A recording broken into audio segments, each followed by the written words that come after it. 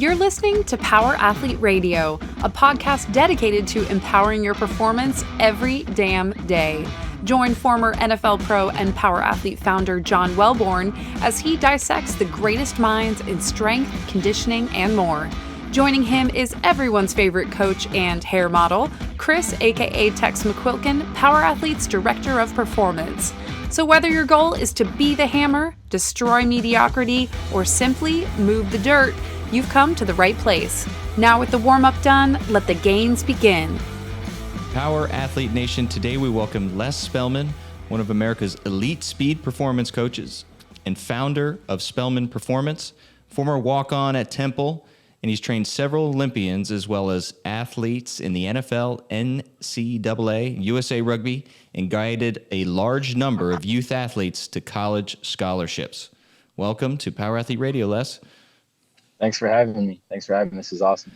Yeah, man, I'm excited. I had the opportunity to scan some of your interviews, and one of our coaches, Darren Hansen, he connected us. So he gave me a little bit of your background, and I'm excited to share it, man. So I want to kick off with your journey into coaching, and that started way back when you were an athlete, and then led to eventually a walk-on at Temple University's track team. Yeah, for sure. Well, I wouldn't call myself much of an athlete in the way that I see these guys and how athletic they are now. Like, I was very mediocre as an athlete growing up. Never really stood out. I was always like average, middle of the pack, had okay athleticism, never was really skilled enough on the technical side for any sport. And then like tactically, I always struggled because I always grew up playing like pickup, like I played 21, I didn't play 5-on-5. Or like I played pickup soccer, pickup football. Like I wasn't into structured sports. Like I would much rather go ride my bike or go do other stuff. As a kid, I like just free play. So when I get into high school, I'm just like super average. Like I was on JV as a junior in high school. That gives you context. Like I wasn't that great of an athlete, And I was also at one of the best sports schools in the country, but still it was like very average. But my senior year comes and I'm like, you know what? Like, I don't know what the sports thing is for me. Like all my friends are getting scholarships. So I'm like still trying to make get off the bench on each team at my high school. And I'm just like, maybe I wasn't really built to be a Division I athlete. So long story short, I take a left turn instead of a right turn. And I start working on, hanging out. Like I'm out there hanging out with my boys. I'm living in DC. So you walk outside and there, you can run into some trouble pretty quickly. And that's what happened. And I really just decided like, I'm not going to play sports anymore. I'm just going to hang out and do this. So long story short, it gets to be April of my senior year, like second half of the year. And I'm like, dude, I'm just going to college. Like I'm already committed to the University of Virginia just to go there, just for, education. And I get in this really, really, really bad car accident where I break my femur. And essentially what happened was, I got airlifted to the hospital. They're like, Les, your leg is fractured in half. You've touched an artery, and we got to do emergency surgery. It wasn't that calm. Like I'm saying it calm, but I'm assuming the doctor came in and said that to me. So next day, I wake up after surgery, and I have a rod, where my bone marrow used to be in my femur. So from hip to knee, and they screwed it in. They're like, Les, look, like, hate to tell you, but you're not going to run again. Like you will be able to walk. You'll have a normal life. You'll have to keep a cane with you. You'll do physical therapy. You'll be in pain your whole life. And it was that sparked it for me. It was like, look, like first thing I just wanted to like bang on that doctor because he basically came in and gave me my fate. And I'm like, you're not in control. So at first it was like this adverse reaction. Like I'm going to prove everyone wrong. So I'm working. I'm reading Lance Armstrong. I know it's probably taboo at this point, but I think this is 2007. Lance Armstrong was the guy. Like Live Strong bands, all that stuff was popular.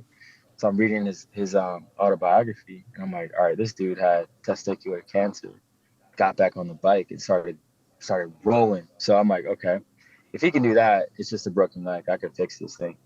So I start working. My mom goes to school. She's a teacher. She leaves for school, leaves for work, and I get up. I just practice like trying to stand up, trying to walk, trying to take myself to the bathroom. So long story short, I basically took small wins from going to the bathroom myself, to showering myself, to walking to the door, to walking to the end of into the house to walking to outside, walking around the block. Like, got to the point where now I'm walking 2 blocks, 5 blocks, 10 blocks. And I'm like, yo, like I gotta run. Like I can figure this thing out. So I completely dedicated myself to becoming an athlete again. And within a year, I was walking, and within 18 months, I was running.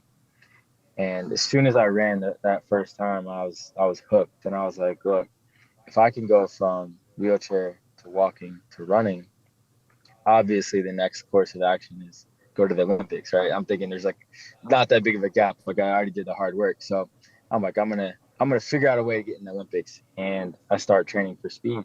And I'm like, I'm gonna walk on Division I track team at Temple University, and I'm gonna be a superstar. Like that's how I played it in my mind. Not really how it happened. Like I get to the point where I get a tryout, and essentially I only got a tryout because I went to the coach's office so many times within a 2-week period that he was annoyed and goes, Les, you could just come try out with the cross country team. And if you can hang with these guys for 4 miles, I'll let you be on the team. I'll let you come to practice the next day. And I did that. And somehow he just kept coming. He told me, hey, come back the next day, come back the next day.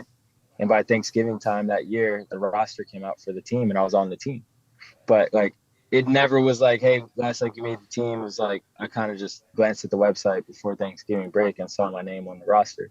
So it was a very interesting journey. And I never really became that good at track, to be honest. Like, and I'll tell that, later on. But for me, it was huge going from not walking to being a Division I athlete. That was huge. Yeah, it is. It is a hell of a journey, man, and an opportunity to many young athletes out there that they can play collegiate sports. Many write themselves off, and you have the opportunity to really prove to yourself and many others out there, whether you knew it or not at the time, that there's so much opportunity to level up your athleticism. So with the injury, was it completely healed? Do you still have any issues with it? I mean, so a femur break, was it a compound femur, shattered? Were there plates in there, Yeah. or like what was the extent of the injury? Yeah, it was compound fracture. And actually the way that it did is like it broke where it split in half. And then the bottom part of the femur was actually raised, like it was higher than the top part of the femur. So it was like cross pattern. And in the process, it ripped a lot of muscle tissue. So when they put the pole down the middle, it basically, it held those bones together, and then the screws kind of sealed it in there. So the first year I was in constant pain every night. I was, terrible pain. I got addicted to painkillers within the first couple weeks. I was on a morphine drip for the first 2 weeks in ICU, and then I come home with, prescription pills. My mom throws them away, and I was going through withdrawals. So pain was like huge. I mean, it was tons of pain. First 6 months was really bad. Second 6 months was getting better. 18 months in, almost no pain. Like there's definitely weakness, and there's definitely, instabilities. So there's pain. Like my groin would flare up because I just didn't have the groin strength anymore, or I didn't have there's the hamstring strength. Like there was so many things around the hip that I started to, feel weaker in. But as far as like the structure, there wasn't much pain. And when I really started strength training, that's when the pain started going away. It's like the rehab. I mean, I don't want to criticize my rehab, but it didn't work for me. But strength training was my rehab. When I got stronger, that's when I started losing. Like I didn't have pain, and I got faster. Well, usually with the rehab process, the idea is that they're trying to rehab the injury back to a point where, like as an average person, you can go live your life. So I think that's where a lot of misconceptions, people think like, oh, I'm going to rehab this and it's going to get me back to how I was. That's not the case. I mean, unless you're, a professional athlete that's, a team has vested money to try to get you back on the field. I mean, the rehab stuff, my older brother tore his patellar tendon and he had to go to rehab. And, their big thing was just like, okay, we're going to get function back, and like a full range of motion for them was like, okay, you're healthy now, full range of motion. And like, he calls me and he's like, hey, I got all these issues. I'm like, well, here's some programming. This is what we got to do. You got to get you back to this. And thank God we had some friends that helped him back.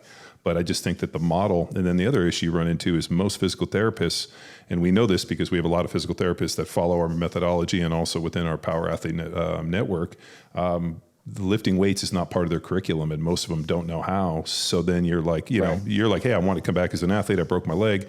And they're like, well, you have full range of motion. Pain is gone. get the fuck out of here. Insurance is over. Right. And then it's like, now I got to go back to the 100%. gym and get fucking strong as fuck. But then how do you do that? Yeah, 100%. Like, I had an occupational therapist, like, to give you context. Like, this guy would come by my house and he'd be like, Les, like, I'm going to help you stand up. I'm going to help you wipe your ass. I'm going to help you, get water from the fridge on your own. I'm like, bro, like, I'm trying to go to the Olympics, bro. Like, What do you mean, like, wipe my ass? Like, so, and then I go to PT. PT's like, all right, we're going to get you to 90 degrees flexion. I was like, is that the goal or is that like this week? And they're like, no, that's the goal. I'm like, okay, I'm gonna go. I'm gonna slide out left and start working on this on my own. Did you have obviously the break in the femur, but was the lack of range of motion in the knee or the hip, or a combination of both? It was both, but the knee flexion was an issue initially because I actually couldn't bend my knee at all after the surgery. So really, I mean, they drilled screw and they did a lot of traction from like actually below my knee and above my knee to get the bone set in place. Mm-hmm. And they drilled holes in like my VMO. They drilled holes in my quad. They drilled holes in my calf, and like I had a ton of issues just because of that. So shit, dude, let me get some context on this. So what they did is they put fucking anchors in, and then they drilled all these different, for those of you guys that are listening, you can do the visual. What they effectively did is they put in anchors, and then they used traction so that they could try to get the bone to line back up, because a compound fracture means that it actually sets this way, spiral break, and then there's different versions of that. Like when I broke my fibula, it was compound, so it was side by side. But what they'll do is they'll stretch and they create traction, and they have to find anchor points. And if you know levers, they put like different lever points. And so then it creates that, and then they're trying to get it to heal in. And then you were probably immobilized while this was happening. So then your leg is 100%. Locked in a fixed position at 0. And then you come out and your knee, which hasn't been bent for how long? Were you in the traction device? I mean, it was weeks on the traction device, but then when I had left actually out of the surgery, like I was immobilized for, I don't even know how, I couldn't even tell. Probably like 3 months. Yeah, about 3 months. When I tore my patellar, same thing. They fucking locked me in a brace, and like I couldn't bend my, I was like in bed for 3 weeks and I couldn't bend my knee for 3 months. And then they get out and they're like, okay, time to rehab. And you're like, fuck, I got no quad, Yeah. Well, I used to get, I don't know if this happened to you, but I used to get, when they locked my leg, I would get these, like, the only thing I could call it was like phantom contractions. Spasms. Yeah, where like I would just start, like my leg was straight and I would just start firing my quad and trying to get it to fire. And it just happened randomly all day. Like I'd be sound asleep and wake up and my leg would be firing. It's the weirdest thing. And they're like, 100%. Oh, it's a phantom contraction. I'm like, there's nothing phantom about this. Like, what's fucking, my body's ready to go. And like, this shit's fucked up. So yeah, dude, I've been there. Yeah. Not as severe as that one. Mine was, a patellar tendon, but fuck, dude. So they have, so anchor points pull you apart. They put a steel rod in to try to fuse the bones, and then put plates and screws and everything to fit it together. Damn. Yeah, no, it was serious. Like it was, and like when I explained it, like, hey, like we're going to do this surgery, it was more like, we're rushing you into surgery at the moment, and we're going to start the traction, and you're going to be going like out of it as we're doing the traction piece. Like we're going to, you know what I mean? It was like, holy crap. Like I could see them bringing the equipment in the room, So yeah, it was rough, but it left me to the point where like I had atrophied so much, and I was probably 145 pounds when I got out of that like phase, maybe 145. And you mentioned you were headed to UVA. Did you put that on hold due to this injury?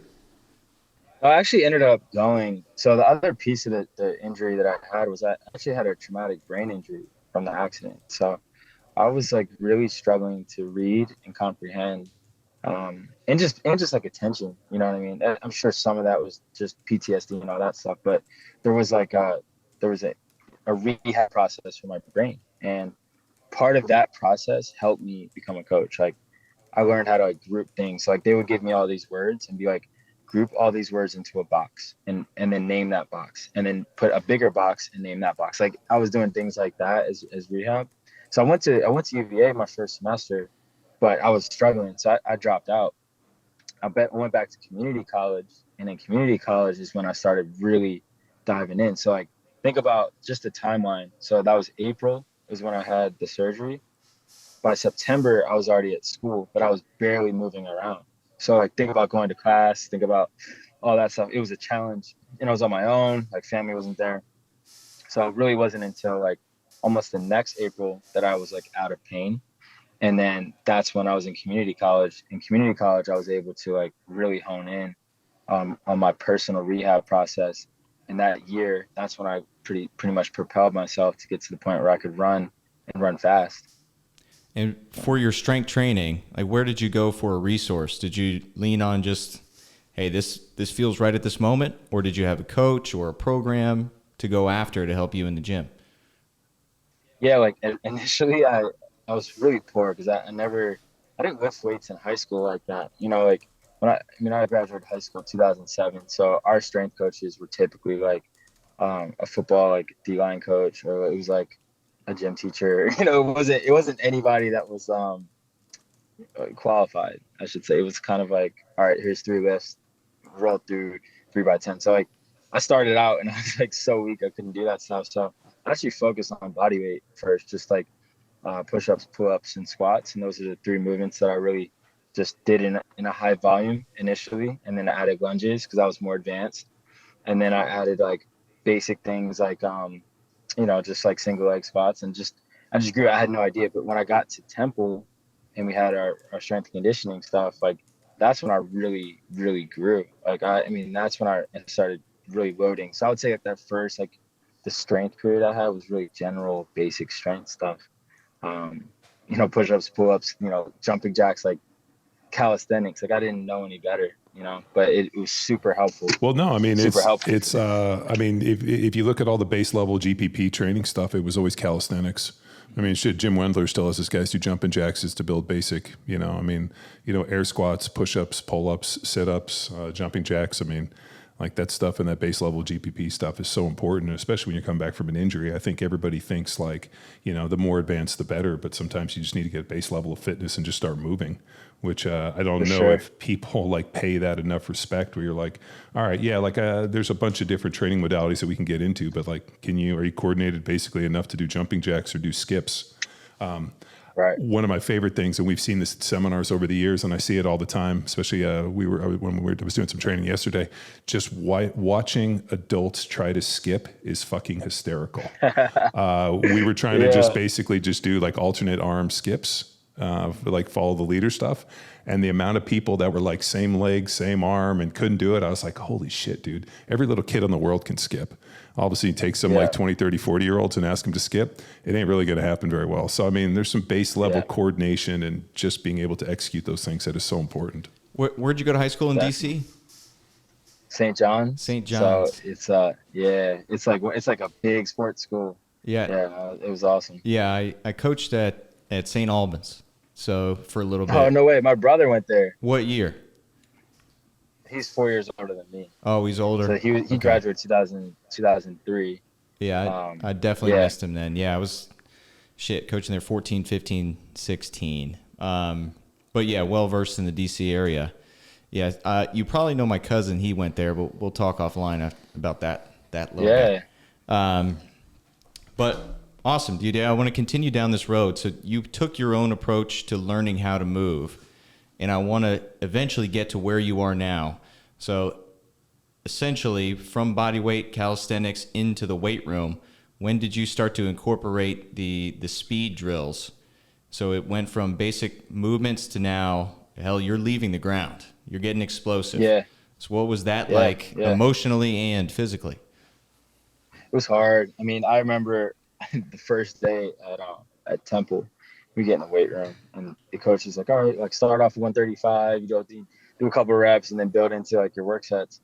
And I was maxing out at 135, no lie. Like, I mean, it's embarrassing to talk about now, but that was as much as I could do. So I was so far behind strength wise, that like I had to start working with the coach kind of on the side, which ended up being a blessing because, he taught me how to lift. He taught me how to get stronger. Like I really dedicated myself to the weight room. So that was the first part. And the second part was like, we started doing speed drills and track and field. Obviously, like your warm-ups for like an hour and track. Like the first day I was like, all right, man, that was a good workout. And coach was like, all right, now get on the line and we'll run. And, I had done, 16, 18 drills, before that. So I really understood, from that point that the patterning of learning how to run wasn't necessarily going to come from just running. Like there had to be another thing. Like obviously I knew I had to be strong enough to run, which I can talk about just like in terms of how I'd look at it and assessing speed. But the first thing that I wanted to do was look at speed as a skill. And if I could understand the postures and if I could understand the patterns that were associated with those postures and then understand how to apply power to it, then I could run faster. So I just started to apply that framework. Like I knew the gym was going to give me the power. I knew the drills were going to give me the technical skill application. And then I would apply it in my run. So if I had 16 runs that day, I had 16 opportunities to practice what I just kind of built within that triangle. Awesome. Who was the strength coach you were working with at Temple? Mark Proto. I think he's at the College of Charleston now. But yeah, that's my guy. Yeah, he was amazing. No, dude, it's pretty conclusive. I mean, from not only working with athletes, but all the research that people that sprint are generally stronger than the people that don't. The eccentric nature of sprinting and being able to pull through, like anytime, we're training athletes, like if we can put some form of sprinting in, even if it's like something, uphill sprint or something resisted, I mean, it doesn't have to go real long, but I know for athletes, like you can get strong lifting weights, but the minute you start putting that sprint component in, like the strength numbers go through the roof. And I think it's severely unutilized, especially in the world of the internet where everybody's trying to get strong and they think it all happens. And I'm like, dude, even if you had 4 to 7 max effort sprints once to twice a week, maybe every 72 hours, like in a smart strength conditioning program, where you're maybe training 4 days a week and, building a little bit of zone 2. I mean, fuck, dude, like we've seen it just over the years. It's such a powerful stimulus that 100%. It just makes sense. And then you're talking about technique and efficiency and being able to run is like dude, one of the classic ones. It's really easy to assess athleticism, especially when you watch people run, or like I was talking about watching people skip. I mean, just being able to be fluid with the nature and being able to move through it, like it's really just like an instant snapshot to the point where, Cal Dietz, he said, dude, I can see somebody sprint 10 yards and tell you exactly where they're deficient and whether or not, what degree of athleticism and if in kind of his hierarchy they sit and what they need to do for their training. This episode of Power Athlete Radio is powered by Train Heroic, the most immersive strength training app experience on the market. We've built our online training business by partnering with Train Heroic and helping us deliver all of our world-class training programs like Jack Street, Field Strong, and Grindstone. To learn which Power Athlete training program best suits your goals, head to powerathletehq.com/training. And if you're a coach looking to build a business with the best tech and training, go to trainheroic.co/powerathletehq. And now back to the show. For sure. Yeah. Well, if you look at sprinting is you could put it in the weight room. Like it's just another exercise classification. It just happens to be the highest velocity thing that you can do. There's not an exercise in the weight room that you could do that's over 5 meters per second, 6 meters per second, or let's say even just 15 miles per hour, whatever you look at it. So it's a stimulus that will aid in power, because power can come from the strength side, it can come from the velocity side, but with a good balance of the two, like you develop your ability to develop force-based power, which is going to help your acceleration. It's going to help the beginning part of the run, but developing that speed side, the velocity side, like you got the only way you can really do it is get out and do it. Yeah. Like it's hard to replicate that. You have to have prerequisites of power in the weight room and, ability to apply force. But one thing that's really interesting is the way you apply force in the weight room is significantly different than the way you apply force in the track. And if you look at it, it's like we're applying forces within 0.2 meters, 0.2 milliseconds. Like we're applying in 0.2 seconds. Like you have to apply a huge amount of force in a small time frame. And the way that you do that is not just like slow grinding strength. It's your ability to whip your leg down to the ground, which is highly technical. So having a balance of all those things helps you apply forces to the ground to go forward. Well, I mean, the other one is you have to have a certain amount of rigidity, and I mean, I don't know if it's rigidity or stiffness in the tendons and the ligaments. I use the word rigidity, but yes, it's really stiffness, and it's extremely hard to develop that stiffness with closed chain barbell lifts. You think about like plyometrics or jumping or sprinting. I mean, that ability to be able to like absorb and reduce and, fucking generate force to be able to sprint is extremely hard to do in the weight room. That's why, like, at some point you got to, and we, when you look at it, like, because people are going to listen to this podcast, I'm like, oh shit, I'm going to go out and start sprinting. And I'm always like, whoa.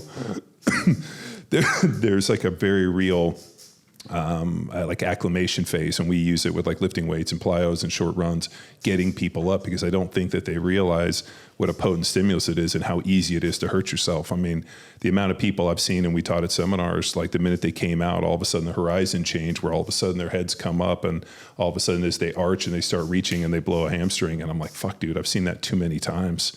And it's because they just don't have, within the tissue, the ligaments, I mean, the stiffness within that, I mean, all these key factors, like there has to be a preparation phase to get somebody to sprinting. Because I think we think about it like, shit, I sprinted when I was a little kid. I ran all the time. It's so natural. It's one of our, like most primal basic patterns, and, but yet if you don't do it with regularity, it can be extremely dangerous.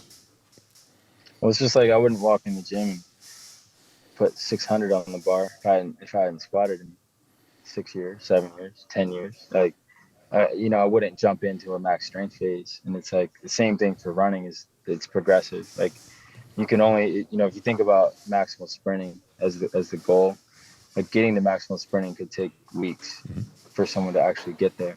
But what can you do? You can accelerate. So like multiple accelerations are relatively low velocity, and it's more muscular based. And if you're like training and your thing isn't sprinting, it's not sports, and you want to train speed, I would train acceleration. I would do heavy sleds. I would push sleds, pull sleds, those types of things. Like getting to the velocity side, it has to be progressive. And each week you can add a little bit more to the point where you're going out and you're actually full sprinting, but you've microdosed velocity exposures into your training, where you might start off with 5-yard sprints. That's high velocity if you haven't sprinted in a while. Or then you start doing 10-yard sprints, and then eventually you do 20 or 30, but you progress. Even when we have pro guys come, like, I don't care if you've been sprinting your whole life. We take 2 weeks to really rebuild our exposure to velocity before we actually get into high velocity stuff. That was one of the points of contention we had when we heard Joe DeFranco speak years ago. You remember when he was talking about training those combine guys with heavy sleds? He was using basically heavy sleds to like replicate everything. The only issue is there's no eccentric load when you're pushing a heavy sled. And that was like always a weird one for me, where I'm like, hey, he's using these guys to kind of prime them, but yet there's no eccentric load with the sled. So like when you move them over, like how are you progressing into it? And we never got to answer that question. But then again, he didn't claim to know any science. He just knew that for some reason when the guys pushed sleds, they sprinted faster. But I could talk to that. But that's an interesting piece. Like I think that people, when they think about the idea of like putting their foot in the ground to sprint, don't understand that like the eccentric load is so much more powerful, because you're effectively almost carrying through and then putting your foot in the ground and like driving it through, and like the ability to transition between concentric and eccentric is such a important phase. But we know the eccentric is so much more damaging. Yeah, Les, I'm going to tee you up here. So part of that presentation, Joe was focusing on what he did with his professional athletes, and we got no context on what he would do with a high schooler. And you pride yourself in that development and have the opportunity to really work with some NFL athletes. So help us bridge that gap in the importance of what you utilize, whether it's just, hey, I do these assessments with my pro athletes to make sure they're in check, or, okay, here's our long-term plan to get up to that full speed that John's speaking of. Yeah, well, it's kind of the same. Like it doesn't change. I think the way that you approach it and the aggressiveness you attack it with, or the length of the system, like, how you train high school athletes in the weight room and how you train them, NFL guys is like, it is relatively the same components. They're just at different ends of complexity. So first thing you look at is like, are you effective as a sprinter? Like, can you run? So if you look at time and velocity, you look at a 40, you look at a 20, you look at a 30, whatever it is, like, are they effective? And then from there, you want to answer some questions like, where are they not effective? So if I look at sprinting and I look at a 40, really what it is an acceleration. That means they're going from no velocity to the highest velocity they can reach. Most people, high school, pros, everybody, they have a phase of that acceleration where they're not good. So let's say it's early. Okay, that means they're not a good starter. Or if it's mid, they're not a good transition. or velocity. They're not hitting a high velocity. There's something that's going on. Very few people can do all three very well. So the next thing I want to do is I want to give exposure to each of those phases. So let's call the early part, like the early part of acceleration. Let's call that force-based power. So that's an athlete's ability to concentrically produce force and be able to move their body to a higher velocity. Now, like you said, there's not a ton of eccentric forces in there or eccentric contractions, but the ability to concentrically produce force, if you're strong, if you can trap bar deadlift, you can squat, you can be good in a 3-yard, 5-yard sprint. Like there's a requirement there to be strong. Now, if you look at the next phase, okay, some of that transition, that's really power because it's a mixture of being able to produce forces and climb to higher velocity. So the contact times are getting faster and getting more elastic, but it's in that middle. I'm still climbing. And then at velocity, we know that that's like very elastic. But I need to have all three to be effective, right? So what happens is when people are training speed, they typically focus on one of those three things. So you go to track practice, it's very high velocity. We're just going to go run, and we're going to run very fast, right? Or if you go to football practice, you might pull sleds, you might push sleds, you might do stuff in the weight room that's very, very, very force-based, but you may not get that velocity exposure. So a good program really takes all three into account. So if I want to train the early part of my run, I'm going to get stronger, I'm going to be in the weight room, but I'm also going to push and pull heavy things. Now, if I want to be good at my transition and I want to be effective climbing to higher velocities, I need to have a mixture. I need to have like a medium load if I'm running with a load, maybe some hills, higher velocity exposures, more jumping, more broad jumping, triple jumping, all those types of things. Now, if I want to be good at the velocity part, I need to do elastic things. I need to work speed strength in the weight room. I need to work plyometrics and short ground contacts, right? I need to work on depth drop and those types of things to fill that bucket. So for me, the first thing I look at is, can I fill the physical bucket? And if I'm doing it in the weight room already, what are some ways I can apply those things faster on the field and more horizontally oriented to get that more specific stimulus for that athlete? So I want to be as close as I can to the actual skill set, right? So if I'm working acceleration, I want every drill to work the skill set of acceleration. And then I just build it from there. So if I'm working a total season, it makes sense to work some of that really heavy acceleration stuff like off season. Like I'm building strength at the same time. Now, as I'm getting closer to season, I'm going to do more power. And as I get closer, I'm doing more velocity. It's very similar to how you would systemize your weight room work. And it can be concurrent. And the best way to do it is do them together. So either your strength leads your speed or your speed leads your strength.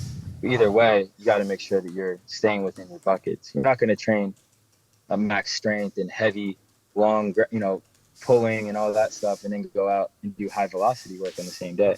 You want to match those qualities up together. And that's step one. And for a training session, how long does it usually last? Let's stick with the high schoolers. Is that a 2-hour session? You got them for 90? You got them for 60? Like, what's the focus there to accomplish all of this? That's the thing is like it could be any time, 15 minutes, 30 minutes, 45. So if I have a short amount of time, then I'm going to go after the exposure. So if I don't have a lot of time, the number one thing I want to do is make sure I get my speed exposure. So that's either accelerated speed or that's high velocity running or it's jumps and plyos. And I want to get the physical work. The more time that I have, the more I can bleed in coaching. So coaching is a stimulus. Coaching is difficult. Coaching is an adjustment. But I want to make sure that I only am doing that when I have the time to make corrections, talk through things, work through things. If I don't have time, the number one thing I can do is just get exposure. So what most high schools see it as is like, all right, look, like I don't have time to do an hour session, so we're just not going to do it. Well, you could go out and do 3 fly runs. You could do 5 accelerations, 10 accelerations. You could do a ton of accelerations. You could do high volumes, but you can do low volumes of speed that microdose throughout your weekly schedule. But what I see is that people are like, if it's not the highest level complex, we don't have time. So to answer the question, in the off season, I would spend more time. I would spend time coaching. I would spend an hour if I can. As I get closer to the season, I would do more stimulants. I would pull back on the coaching. I wouldn't coach as much. There's so many things these guys are learning technically and tactically in their sport. If they're a football player, they got to learn plays. They got to study film. Don't make speed something that competes with that demand. So do your coaching in the off season. And as you get closer, now we're just looking for stimulus. And what we do with schools, we work with 2 NCAA teams, work with the NFL team, we work with the hockey team, work with different teams. What we do is we help them get exposures in practice. Because if you're doing it at a high level and doing it the right way, you've built the right off season, that you have your phases of force-based power, and velocity. As you get to the season, you design your practices to touch on those speed qualities and get those speed exposures where you can have, hey, we're going to do higher velocity today with longer rest periods and certain drills and certain periods so you guys can be exposed to high velocities. And we've seen it show up in games.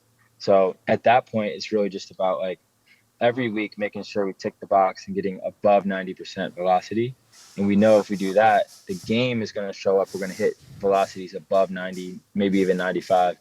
To give you an example, we have a Pac-12 team that has 37 new top speeds in season this year, 37 different numbers. So it can work in season as well. So how are you tracking all this? I mean, is it, I'm just wondering on like the technology aspect. Yeah, like GPS is become a commodity. It's so easy to get GPS now. So with the Pac-12 teams, they all wear GPS in games. And it's really easy. So essentially all that data goes into the cloud. I get that data out of the cloud. I make the report. I can see everybody. But in high school, like let's say there is no budget, you can't track those things. Yeah. You can gauge efforts. So I know that like athletes know what 100% or 95% effort feels like. And you can ask them like was that full effort? Like it can be more subjective, but if the intention is there, like hey, today we're going to give you an opportunity to reach above a 90% effort. Guys know what that means. Like you can feel it. Or if the practice is just kind of like tempo based and you're just kind of going through the motions, and like that's important too, to get volumes in. But if I want to get intensities, it's going to look a little different. I need to have some intention to explain to the players how to do that. Yeah, we used to use, when I was training with Roth, we used to use the banded resisted runs to coach technique, because it wasn't until like all of a sudden when cell phones started getting really dope video with like iPhone, like we started shooting video. So then all of a sudden we could coach in real time. So then all of a sudden now you're getting coached off the video, like, hey, look at one arm, the swing. Whereas, before when we were running, people would be like, great job, and you run away from them. So we started doing banded resisted runs so that we could actually walk and get coached at the same time. And then when we got actually to shoot video and brought some stuff out, it was huge. I mean, now I think about it like, shit, the technology is so dope that like, a kid could have an iPhone, shoot it, and then send it over to you somewhere else around the world. You could look at it and probably give them real-time feedback.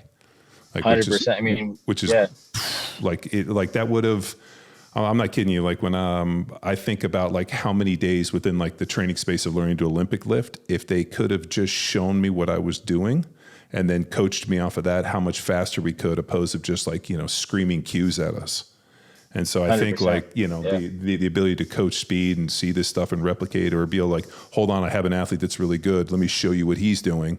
And then seeing like the one-to-one instead of like, in that real-time thing, man, like the coaching space is so much easier. Like I was thinking about our athletes, like we're working with, like shooting video of them being like, hey, you're doing this. I need you to do this. And then them being able to make that correction is so invaluable. 100%. And the interesting thing is on that is like, so we have a Pac-12 team, we have the ACC team. Those are two different conferences, 2 different time zones, 2 different worlds, right? 2 different offenses, two different styles of football. 2 different styles of football. Yeah. Now, let me tell you this. We've done zero technique with them. And each team is having, on average, 4 to 5 new top speeds per game. So what does that tell me as a coach? It tells me technique is important in certain phases. But is that the most important thing in season? Probably not. Am I going to make a change? Probably not. But what is the most important thing is exposure and stimulus. So like if you don't have to have a high training age or coaching ability to actually make someone faster. All you really need to do initially is get them exposure to those things.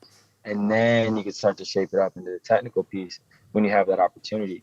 But what I see now is in the industry, there's less and less people that feel comfortable, that are like, oh, speed is great, but like I can't coach it. Like, yeah, you can. You can design practice. Yeah.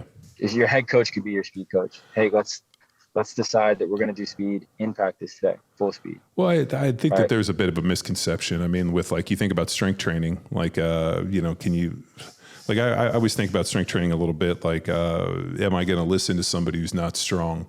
Like that was something I ran into a lot playing, playing football. You're in the NFL and like all of a sudden, you're getting coached by a dude that never played in the NFL and might never have played offensive line. And that was always kind of weird for me. Like I always took coaching better from dudes that are like, hey man, when I, was playing next to Anthony Munoz, this is how we locked it down. And you're like, well, shit, that dude's pretty good. He's in the Hall of Fame and I know who this guy is. Like that was always more meaningful. Same with strength training, like having a coach that actually was fairly strong or a sprint coach that actually could run. So I wonder sometimes like, we were talking a little bit about like sport coaches that might not be physically fit enough to be able to do their stuff, having the same credibility piece. So like taking sprint coaching from somebody that can't run, like, does that pay? I mean, is that doable in today's world or, does that not pay dividends? Absolutely. Absolutely. I mean, I think there's a misconception on what speed training is. Like speed training is not just technical training. Like if you want to do technical training, there's a lot you can learn from track and there's a lot you can do. Not every coach is going to be Dan Paff and Stu McMillan and Jonas. Like those are amazing, the world's best eyes in coaching. Like no one has a better eye than those guys. But you can make someone faster without having a ton of knowledge how to make them faster. If you can manage schedules, if you can manage stimulus, if you can manage exposure, then you can do it. So it's not like, oh, I'm a sprint coach. Like, no, I'm actually the football coach and I might be your DB coach or wide receiver coach. I can make everybody in my group faster just by exposing them to top speeds and then managing the rest periods and managing how much volume they do. Yeah. So if there's like, take the risk away, there's a risk in doing a lot of volume of high speed running. Well, yeah, so you have to understand that part. Because it's super hard on the central nervous system. And I think people, what they do is they try to replace quality with fucking quantity and they figure we'll just hammer it home. This is the sport coach challenge for many. And Les, you're doing a great job educating the sport coaches in which you're working with and showing where speed and the different exposures can fit into a practice. But then there's a lot of coaches out there that say, we're not in good enough shape. So they expose to too much volume that's slow, cyclical, monotonous, and we're getting in fourth quarter shape that then can take away from, unfortunately, the speed of these guys, which will, I mean, if you're that far ahead in the game, what's fourth quarter shape? Yeah. Crazy. 100%. Well, most of the time, what I've seen is that it's not that they're out of shape, is that they can't repeatedly run high speeds, high power events. Yeah. They can't do repeated high efforts. They're in shape. When I look at, a couple of times, like I am like a complete nerd with this stuff. Like I don't really watch TV, so I just go do stuff. So I put GPS on a high school team, 10,000 yards in a practice. Now, if you don't understand what that means, if you're listening, I also track NFL teams. One player hit 5,000 yards, another player hit 6,000 yards. Nobody's over 7,000 yards in an NFL game. So you're telling me that a high school team is doing 10,000 yards of practice. Now, when I look at the speeds, there's about 80% of it less than 50% velocity. Well, right? like if you look at your like off season, and I'm sure you're looking at these percentages based off of like off season. If dude comes in and runs, let's say like 11-second 100, like what's the percentage? And like when you look at like an NFL deal, like nobody runs fucking at 100%. Like, I mean, if you're trying to run in pads, you're trying to shake a DB, if you're a receiver, you're trying to run your route. I mean, at best, those guys got to be what, 80-85%?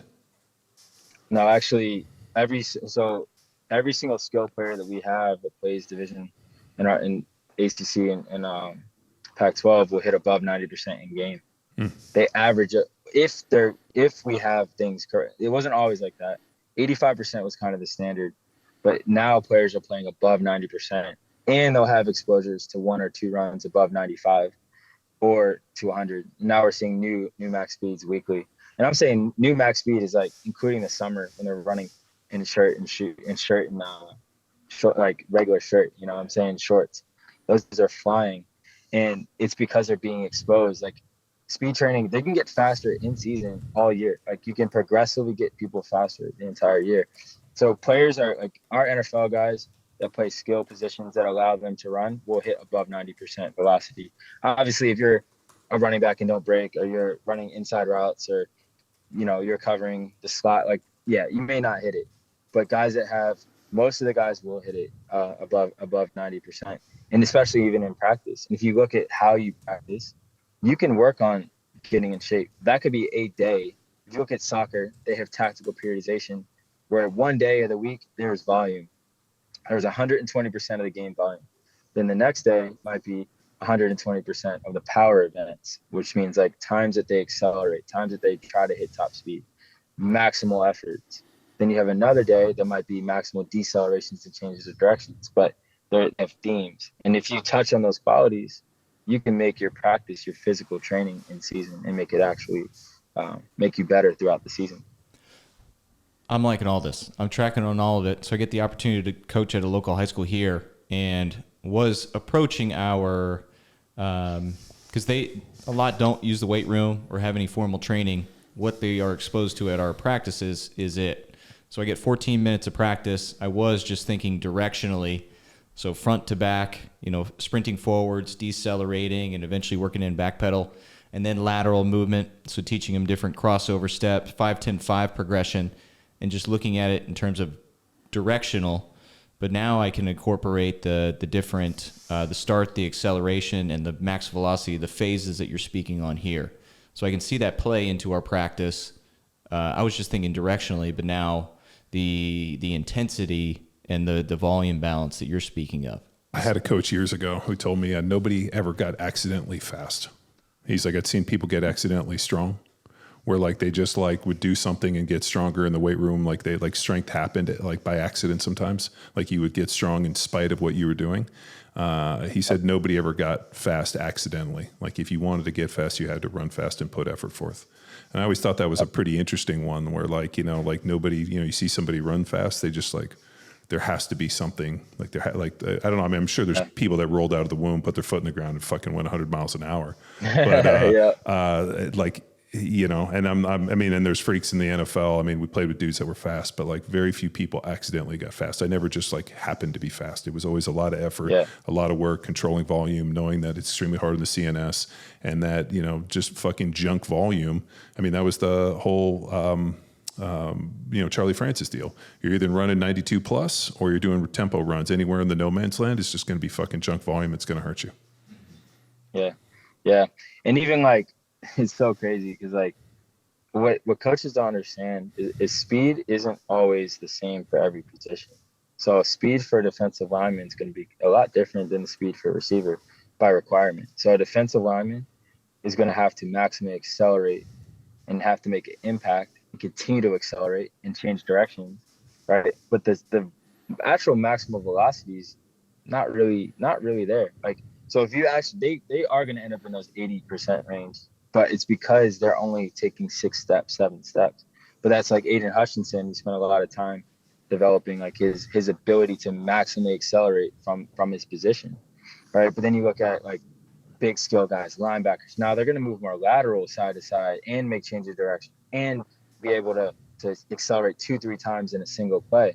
But then you look at a receiver, they might only accelerate hard 1 time in a play, but they're going to hit a higher velocity. So there's 3 different types of strains. Like the high velocity part is going to be extremely taxing on the nervous system for that receiver.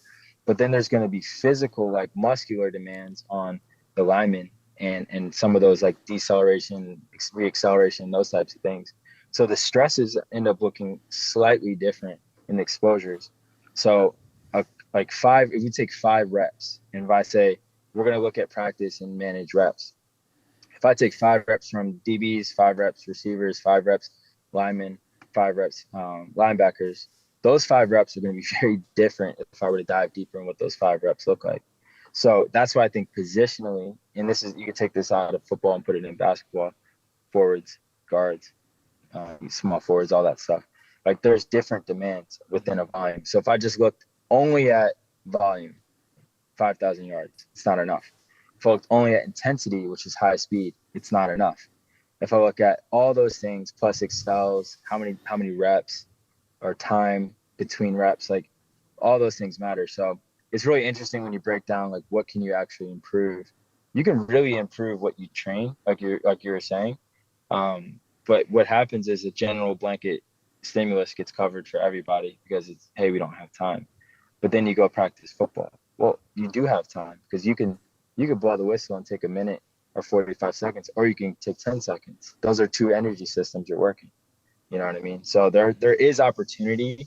I think it's just coaches need to understand what speed looks like, and it's not a sprinter running 100 meters. Last story I'll tell is we have a high school that is the most unathletic high school in San Diego. It was, right? So we came in there. I'm not going to say the name, but, the kids are smart, and they won't feel it any type of way me saying this. Kids are really, really smart, but they lost 20 games in a row. Like, no lie, 20 games in a row. 0 games 2020. They won one game in 2021 at the end of the season because they played like a division lower. So we came in there, and all we did was all season we ran through, went from force-based power to velocity. During practices, we started giving them opportunities to have higher speeds. So anyway, the team is, they're in the second round of playoffs tonight. They lost 2 games, 7-2. There's opportunity. There's opportunity there, and you can do it. It's not hard, and it doesn't take an expert to do it. Awesome. Yeah, we love success stories. And I want to take a step back to your athletic career. Following Temple, you had the opportunity to play a little rugby. And my question is, man, how was your brain thinking at that moment to take your track skills and start to apply them to this multi-directional reactional sport? Was it rugby or was it sevens? I played sevens. I played 15s and sevens. Yeah. Okay. Played 15s and sevens. Well, dude, it was the sevens for sprinters is fucking the coolest game. I don't know, like to me, like I like the 15s, but the sevens is dope because it's like watching 7-on-7 and those guys get on the outside and can just fucking run, which is pretty amazing to see. Yeah. I mean, it was an opportunity for me. It was a challenge. Like, all right, I'm asked. Like for me, everything was related back to my journey. Like, okay, I got to the point where I could run straight, but I couldn't change directions. I couldn't decelerate. I hadn't tackled anybody. And I was like, let me just throw myself in an uncomfortable situation here. And I was sick and tired of like running left every day because that's all you do in track. Is you just wake up and you run left, right? Every day. I mean, we're in Philly. It's cold as hell. And I'm like watching the rugby team go to practice. They came on the field after us. And these dudes are like drinking beers on the way to practice.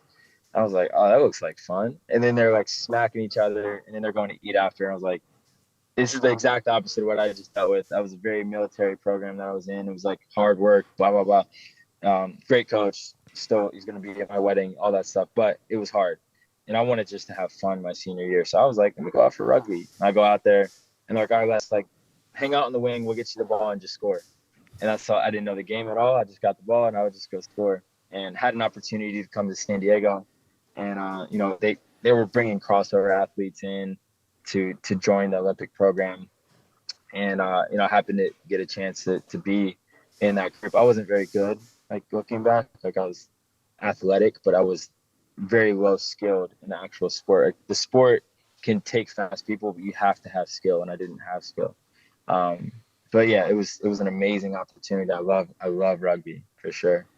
No, I mean, there's some fast dudes. Like I just looked it up. There's like a dude for the All Blacks that runs 10.6. There's another dude 10.7. They said there's another. I mean, there's this guy Christian Wade is running 11.2 meters per second. I mean, dude, these guys are flying. Carlin Isles. Yep, he ran 25.7. He was my first athlete that I coached in the Olympic program. Oh, okay, yeah. They just showed him. Yeah, they said he's got 12.4 meters per second, setting the 100-meter world record. Or no, I'm sorry, they're comparing him to Usain Bolt, but he ran 11.5 meters per second or 25.7 miles per hour, dude. That's fucking, that's smoking. Yeah, he's in my stable, so he's one of the athletes we coach. And Perry Baker can run 24 miles per hour. Like on our rugby team, when we were like 2016, 17, we had 7 guys that could reach 23 miles per hour. 7. Like, that's unbelievable. Like, you can't find an NFL team with 7 dudes that can run 23. I promise you. There's maybe 4 per team, 3 per team in an NFL setting. So yeah, unbelievable speed in that sport for sure.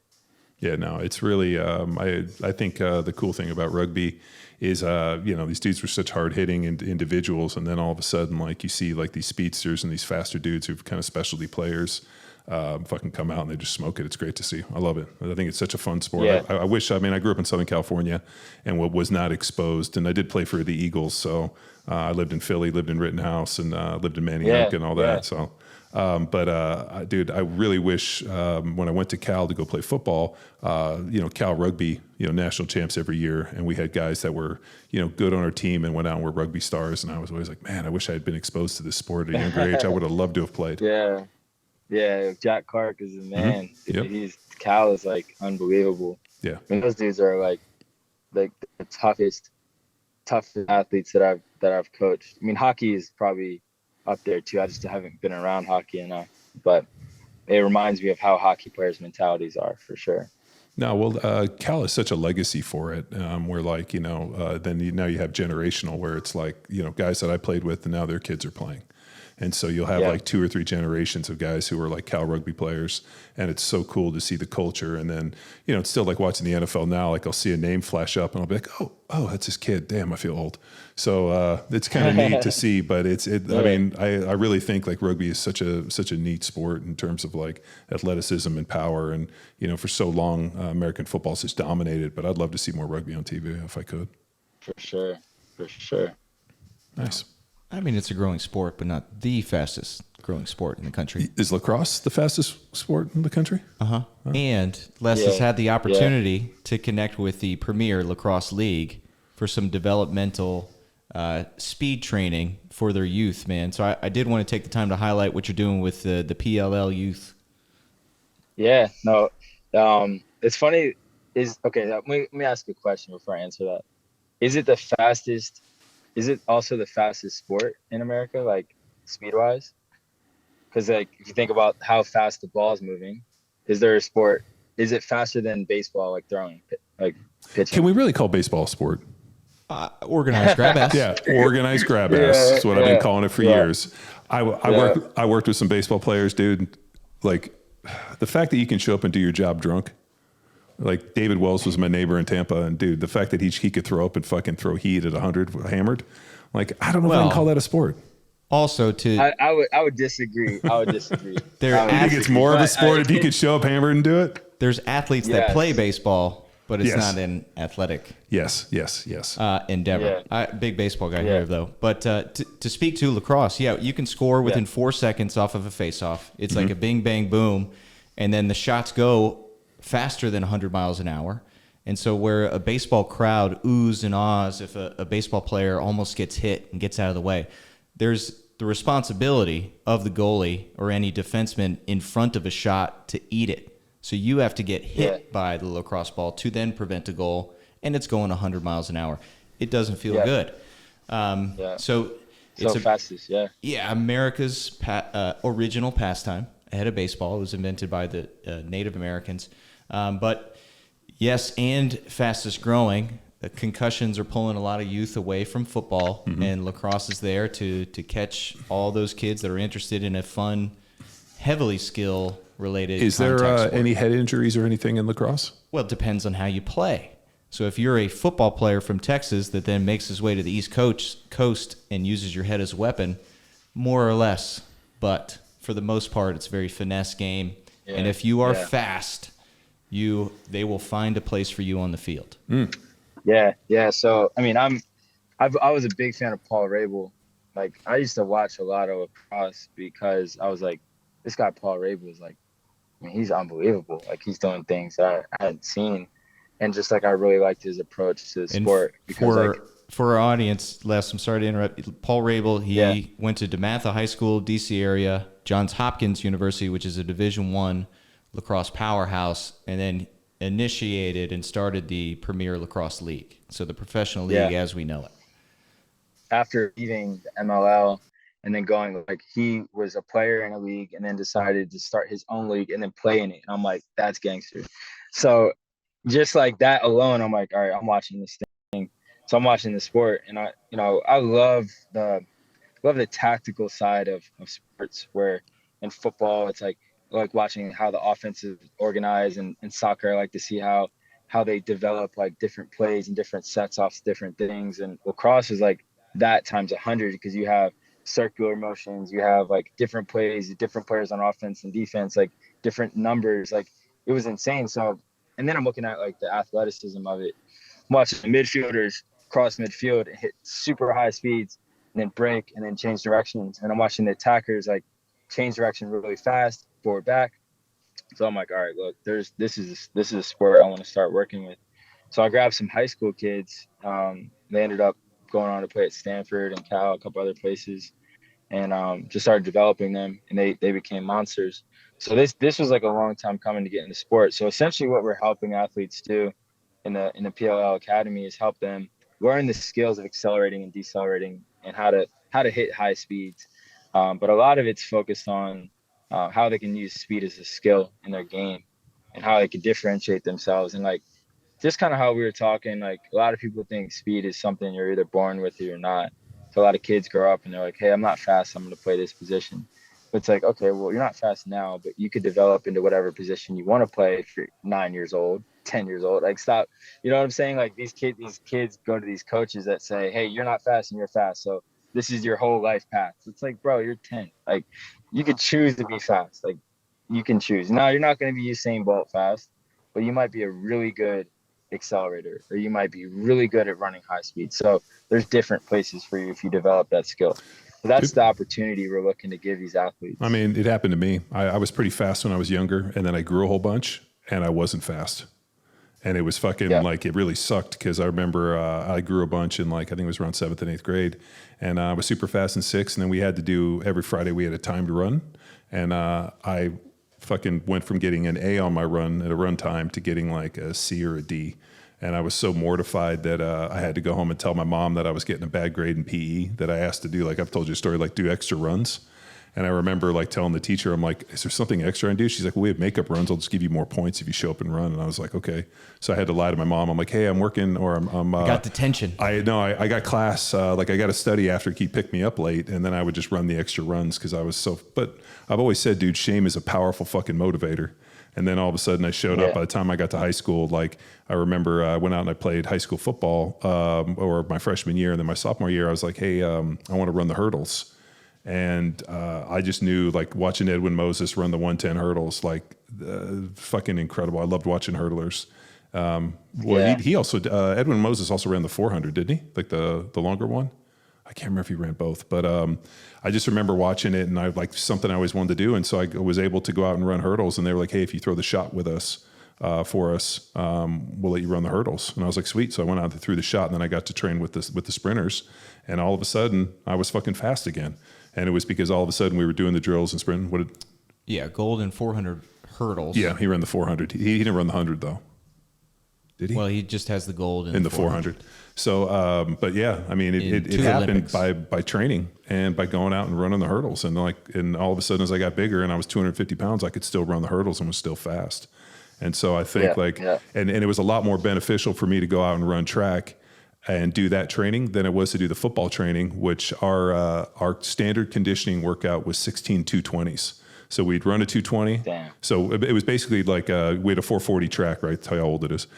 We'd walk a 220, run a 220, and we'd end up running 16. So it was basically, what's that, fucking 16 220s? I mean, that's 4 miles of just sprinting. I mean, it's like the most ridiculous shit you've ever seen. And we did that in football every Wednesday. That was our speed workout. Yeah. And then, so I was like, dude, I felt like I just got slower. And I just went out and ran high school track, and it was fucking the best thing. And then my football coach was mad at me, and I'm not a good team player, and you think you're better than us, and typical bullshit. And I'm like, well, dude, I was smart enough at 16 years old to get the fuck away from this. Yeah. It hasn't changed too much. And like, that's where I'm saying when it comes to speed is that people don't really understand what that word means. It's maximal. And you can't do anything maximal for a huge volume. It's got to be controlled. It's got to have the right rest. But yeah, it makes sense to go do all that volume and then get back into a setting where the intention is to run fast, not to run volume. Yeah. Les, I got a question on athleticism development. And you have the opportunity to work with a lot of professionals. So I'm curious, man, early specialization, based off the professionals you're working with, has that helped them? Or what do you see? Any problems with it? What do you encourage for your younger athletes to do?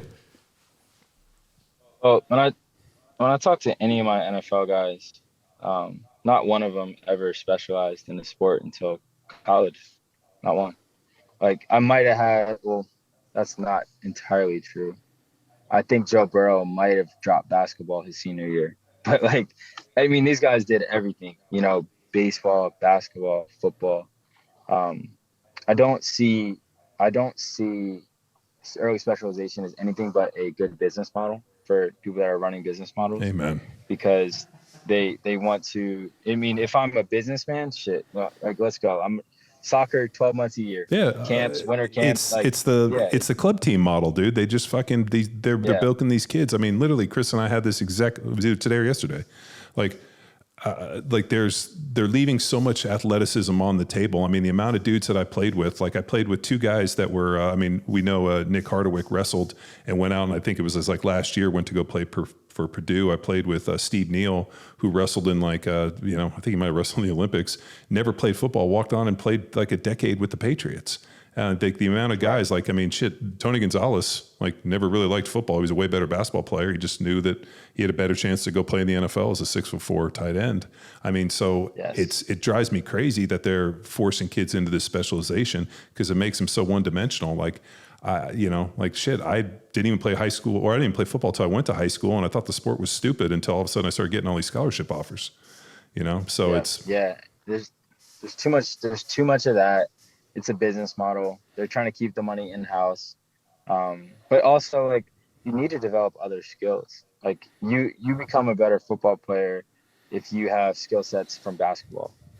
Especially think about a receiver, jumping or body position or body angle or being able to get open, all those skills, those things transfer. I remember talking to, we got a guy staying on our couch because he just got released from a team and he won't get picked up until next Tuesday. So he's like, let's go play basketball. And I'm like, all right, let's go. I could probably beat this guy. And he was so good. I swear this dude, he's an NFL receiver. I swear he could have played in the NBA, just how bad he was beating me. And I was like, all right, tell me your story. He's like, look, when I was younger, I learned releases by learning the crossover in basketball.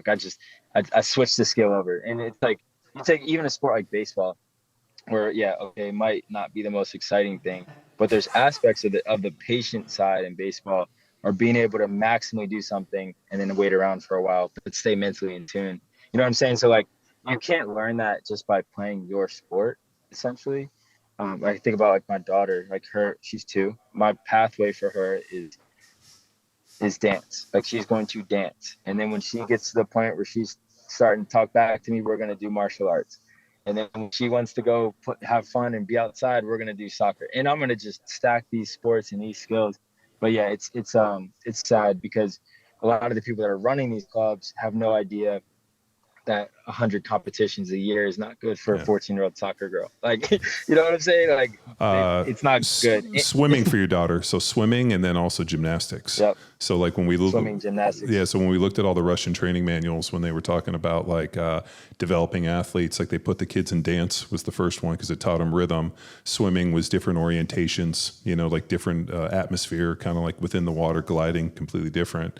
Gymnastics in terms of orientation, developing the inner ear. You're, dance for rhythm, swimming, gymnastics, and then putting them into some form of sport.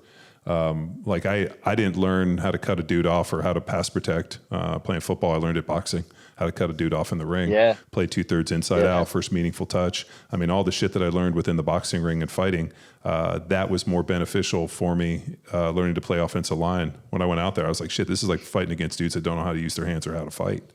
Now the one regret I was telling Chris, I wish I had wrestled in high school. I started getting all these scholarship offers, and I was too nervous about losing weight. You remember that whole thing where you're you're going to lose weight. You're never going to be able to put it back on. And I didn't go wrestle. And now I wish I had, because when all of a sudden I started playing with those wrestlers like Steve Neal and those guys, they had such incredible balance and their ability to absorb and reload and redirect and move within space. I was like, fuck. I learned it in a different way. These guys, I wish I'd had that skill as well. Because football isn't 100%. It's such an unnatural sport in terms of what's demanded of you. But what's wild is the best football players I was ever around were really good at other things that actually contributed to football. Do you, Les, 100%. Do you take the dance moves that your daughter's class does and teach them to Hutchinson and your defensive lineman? He has that on his own. Hutch has that on his own. Well, defensive linemen aren't very smart, so you got to use Crayolas and draw it out for him usually. I don't know. He went to Michigan. These dudes are. So did Runyon. Geniuses now. So did Runyon, and Runyon's a rocket scientist, even though he was a congressman. So. Okay. Steve Moving. Everett. Steve Everett was our center. Yeah. Next up, man, in the business of battling bullshit, I love that you're on a mission to educate coaches and see where speed can fit into the practices and not take away from the speed that they work so hard to develop in the off season. What are some big things that coaches are missing, even speed coaches, that they're missing in training, in programming, that you see that are taking away from athletes' performance? Because that's why we're really here, right? To empower athletes. How much time you got? 30 minutes. Yeah. No, I could go forever. All right. So here's the main thing. Just how we talked about early specialization for sports, there's specialization in speed as well. So what is specialization to me is technique. So what most people think is speed is like get really good at technique. So let's watch Usain Bolt and then let's go out and let's try to mimic that. So the biggest issue with that is that different limb lengths are going to produce different styles of running. So Usain Bolt, he can produce a longer ground contact time. His foot can stay longer on the ground because his leg is 3 times my leg. So he's got a longer distance that he's covering. He's got a longer contact distance, right? Or he's going to have a bigger thigh lift. It's going to look like a certain way. But not everybody's going to have that. So trying to fit a technical model to every kid that's exactly the same is the biggest pet peeve that I have.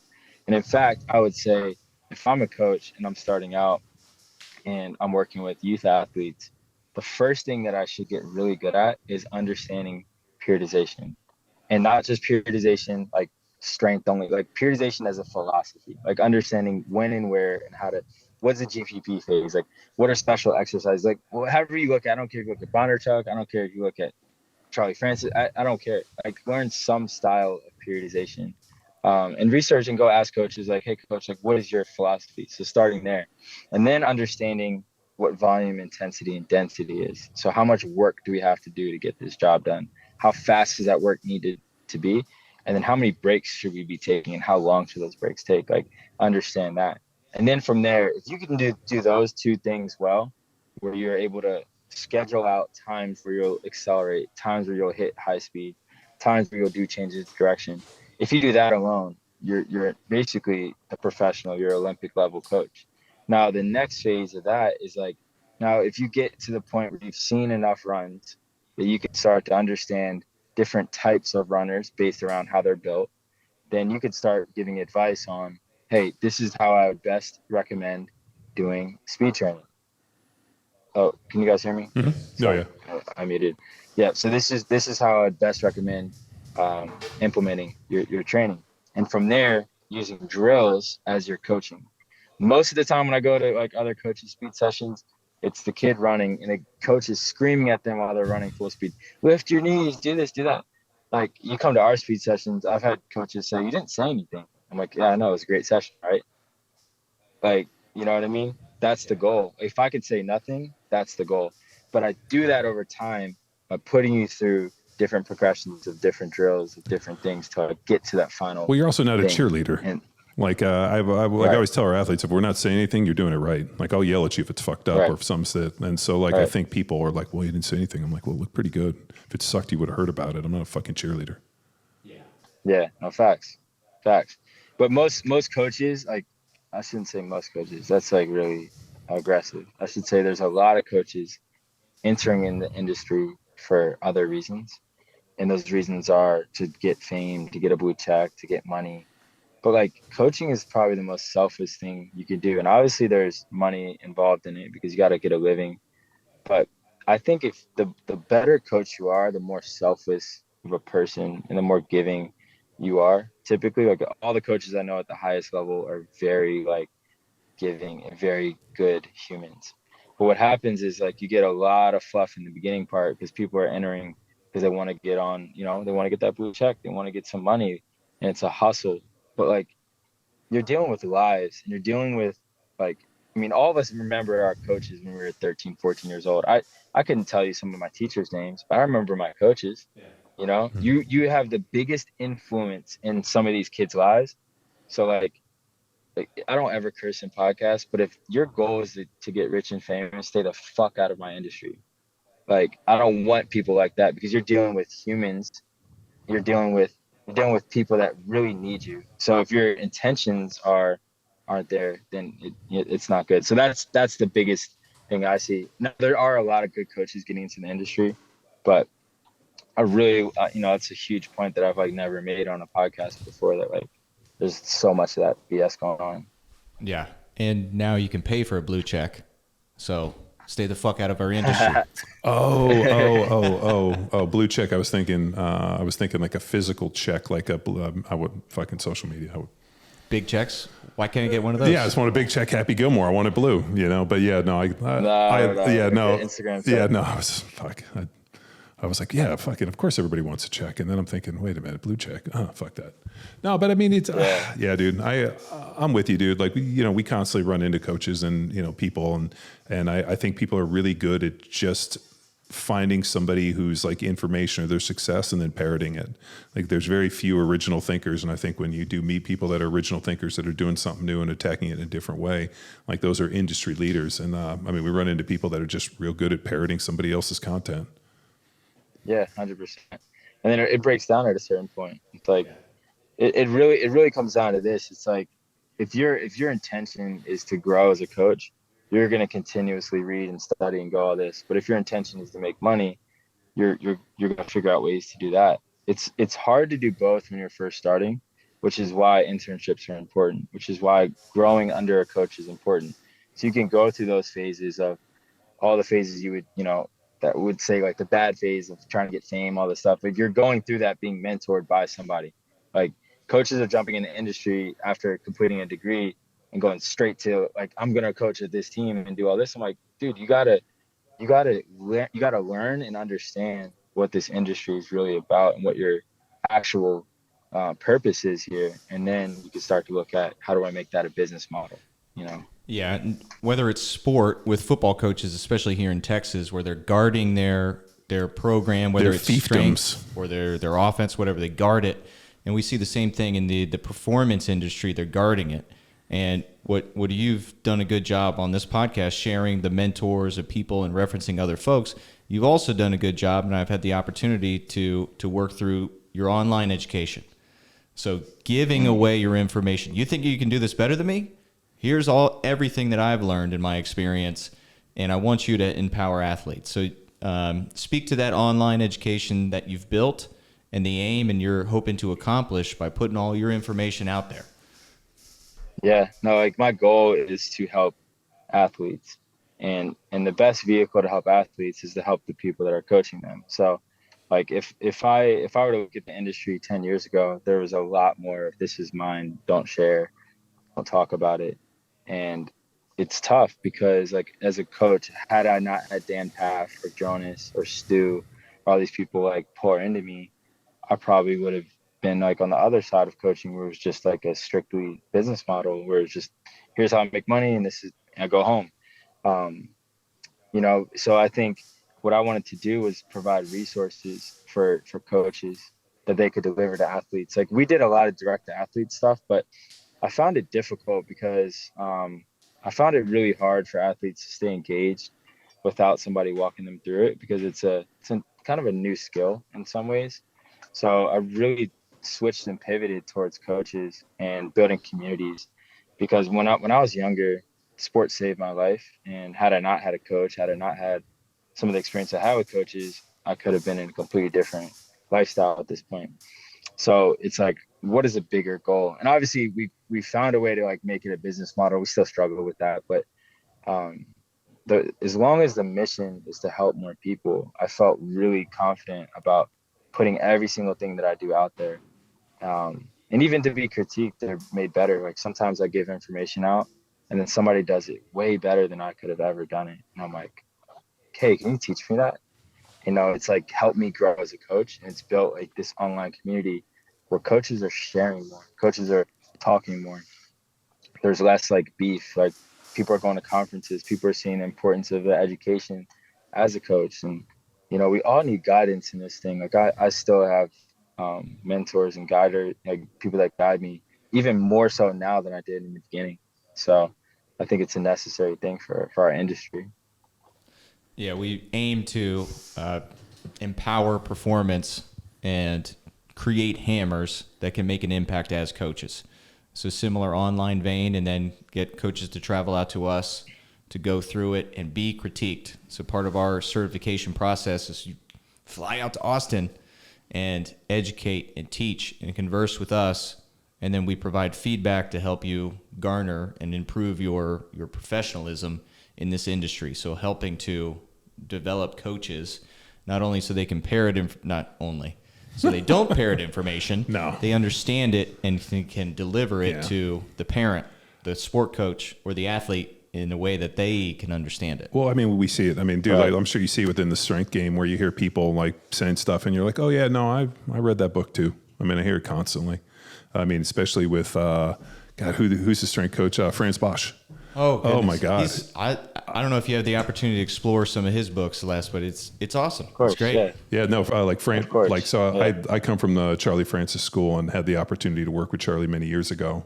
When I ruptured my patellar tendon, he actually gave me EMS protocols that helped me get back. And we talked a bunch about training. So Charlie was a big influence, and, Franz Bosch, incredible stuff, but it's wild. Like where I hear, it's like, the only analogy I can give it is like carb cycling. Mauro de Pasquale is the guy that invented that, and Mauro did my diet, and I'll hear people still recycling his shit and just being like, oh, I come up with this. And you're like, yeah, man, it's 20 years ago, dude, at least pay. John, you only got 60 seconds on TikTok. No time to give credit. Yeah, to give context. No, but it's, I always appreciate where people are like, I mean, you've done an excellent job here being like, these are the mentors. I wouldn't be here without these people. This is where the information, which I think we've also done a good job of, where it's like, fuck, man, I didn't invent any of this stuff. We just found a different way to kind of talk about it and arrange it. Yeah, no, there's nothing new in the industry. I'm sorry. Like, I saw something on like foot strength and all that, and people are like, oh, this is new. And the article was great. It's not new. Like, Charlie was talking about that. And before Charlie, Ralph Mann and all those, like, everybody's been talking. It's just different. Information is disseminated through culture. And when you can match up information and culture, you get retention. And like sometimes the stuff is coming through TikTok now and you're like, oh, that's BS, but people can actually digest it, whether they, came up with it or not. And like people are really good at explaining things now. I have to say, influencers, for all the things that I don't like about them, they can take a whole subject and explain it in 30 seconds. Like that's a skill set that we need. And like, it leads to another point, like real quick, is like, coaches should study project management. They should study other fields. Like they could study like, what is a graphic designer? How do they build their hours? Like, because like our coaching field is, like, we grow up and we go through school and you do all the strength stuff and you get into your niche, and that's all you've pretty much been in that category for a while. But there's so much to learn from outside categories like in marketing, business, project management. So some of that is like, once you learn those things, then you could take whatever product or whatever you're regurgitating and you could shape it up in a better way where people can grasp it and understand it. Yeah. What I'm curious what you studied at school while you were there. I studied film. I was studying to become an editor. Wow. Yeah.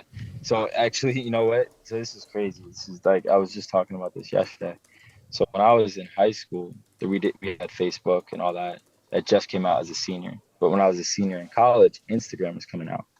So in film class, we were talking about Instagram in film class and the potential and what we should do now on Instagram.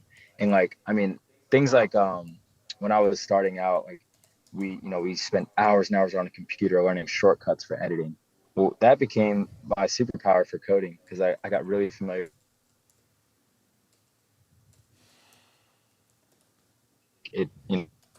I was super helpful. I had a ton of computer time and like I was computer literate.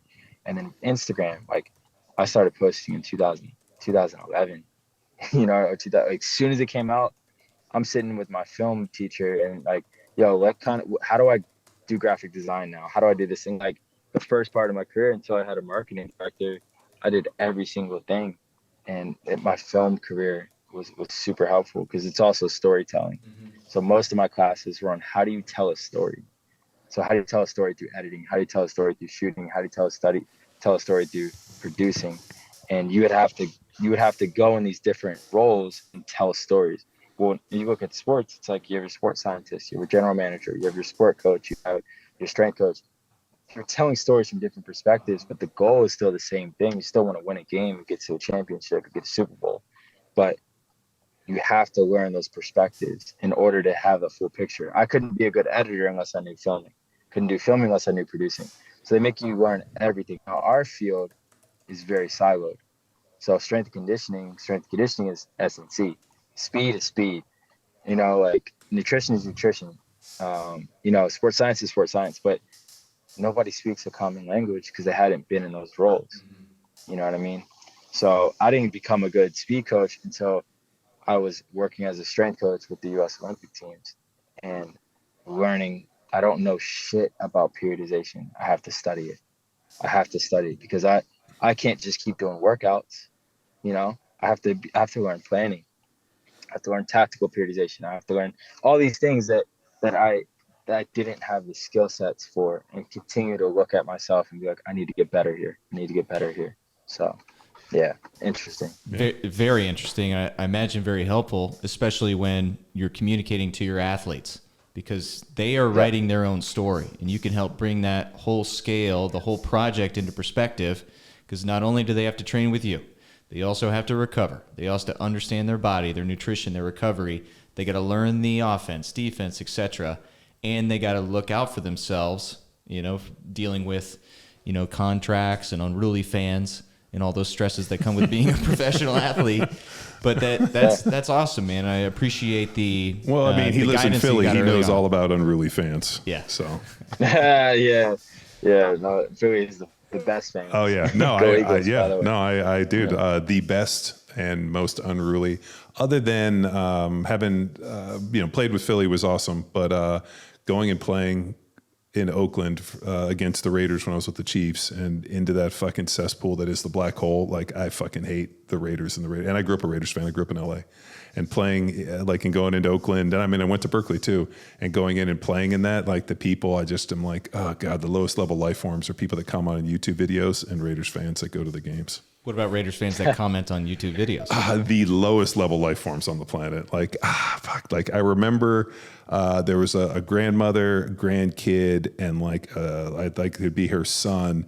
And they were the kid, the grandma was holding the kid. The kid had to be 3 or 4. He's just double fucking middle fingers. And the grandmother pulled her pants down and BA'd us. And then the son was there with a sign that was fuck you.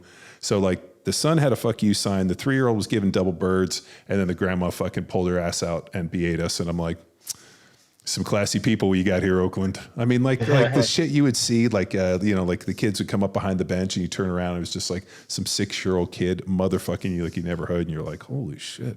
My 6-year-old kid was talking like that, I'd fucking smash him. But it's Raiders fans, different breed. The Philly fans just want to get drunk and fight everybody, which I appreciate. But yeah, the fucking Raiders fans are something else. Yeah, for sure. Nice. Well, cool, man. Les, I appreciate your time, dude, and on point with this online education.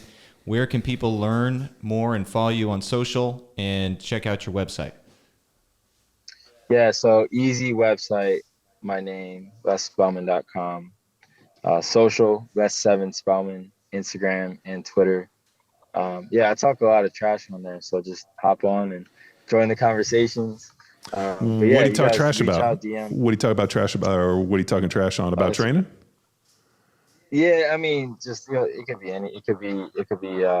anybody the Eagles are playing, or it could be training, it could be whatever. Okay. But yeah, we have fun on there, so hop on. All right, I like it. Sweet. Yeah. All right. Thanks for joining us on Power Athlete Radio. Bye.